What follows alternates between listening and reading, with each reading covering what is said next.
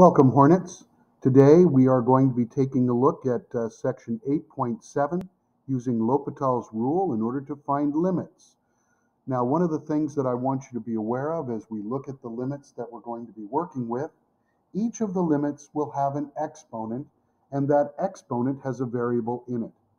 It is that exponent having a variable that tells me that I'm going to be taking the natural log and following this process. So let's go ahead and begin. The first problem that I have is the limit as x approaches 4 from the right for 3 times x minus 4, the quantity, to the power of x minus 4. And because there is a variable in the exponent, I'm going to begin by using y equals the limit as x approaches 4 from the right of 3x minus 4 to the power of x minus 4. I'm then going to exponentiate and take the natural log equals the natural log of this limit.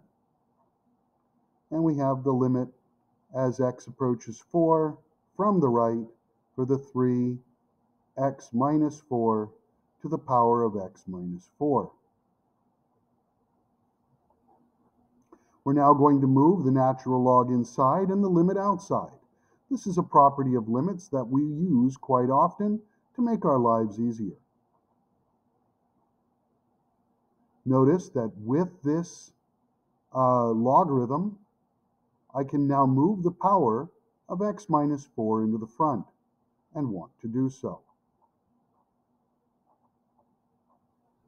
So we're now looking at the limit as x approaches 4 from the right for x minus 4 times the natural log of 3 times x minus 4, the quantity.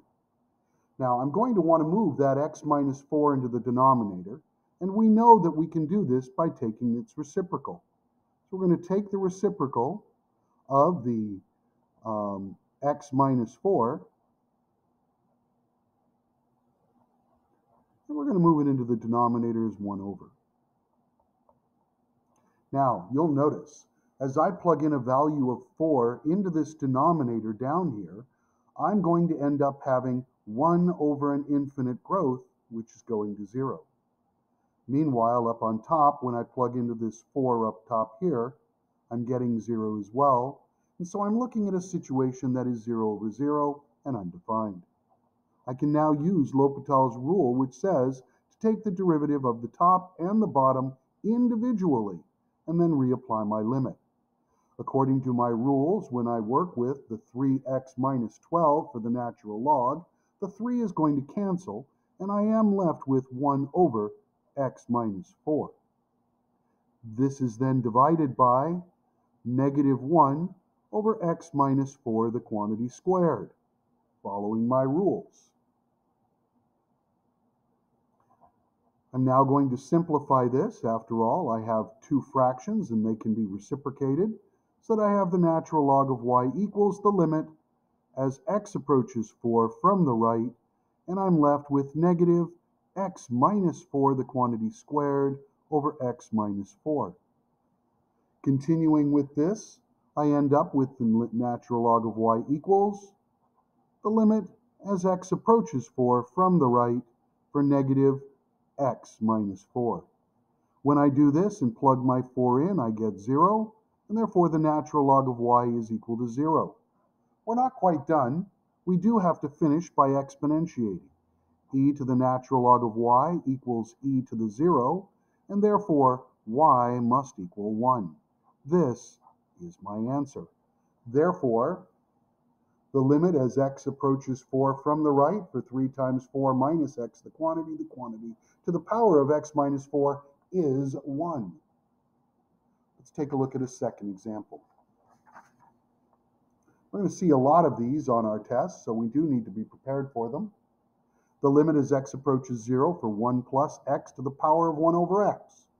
And what I am looking at is that exponent having a 1 over x, specifically a variable in the exponent. So I immediately say I have to follow process.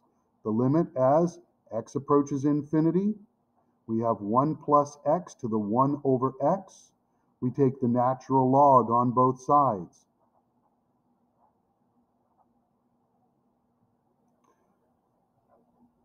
We just put everything together exactly as we see it.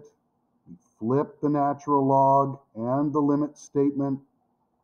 Again, this is a property of limits, giving me the natural log of 1 plus x. This is now to the power of 1 over x. The power moves in front, which is giving me the limit as x approaches infinity.